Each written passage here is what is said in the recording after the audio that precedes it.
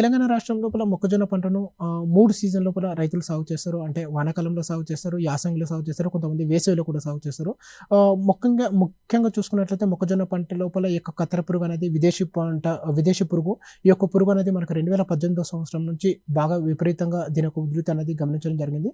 ఈ యొక్క పురుగు మొక్కజొన్న పంటను అన్ని దశ లోపల, అంటే పంట విత్తుకున్నప్పటి నుంచి కాయలు ఏర్పడే దశ లోపల, ఈవెన్ పంట కోసే వరకు ఆల్మోస్ట్ అన్ని దశ లోపల ఈ యొక్క కాయదొలచ పురుగు అనేది కత్తెర పురుగు అనేది ఆశిస్తుంది. కాబట్టి రైతు సోదరులు ఎప్పుడైనా ఈ కత్తెర పురుగు రాకుండా ఉండడానికి తొలి దశ లోపలనే విత్తన శుద్ధి అనేది చేసుకోవాలి.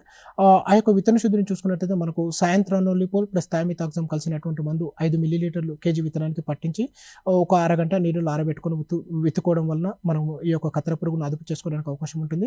అంతేకాకుండా పంట విత్తుకున్న 15 నుంచి 20 రోజుల దశల నుంచి ఎకరానికి ఒక 4 లింగాకర్షణ బుట్టలు అనేది అమర్చుకోవాలి. ఈ బుట్టలు అమర్చుకోవడం వల్ల కూడా పురుగు ఉధృతి తగ్గడానికి అవకాశం ఉంటుంది. అంతేకాకుండా ఇంతకుముందు రైతులు చెప్పినట్టు మొక్కజొన్నతో పాటు అంతర పంటలుగా కంది కానీ జొన్న కానీ సాగు చేయడం అనేది ఉత్తమం.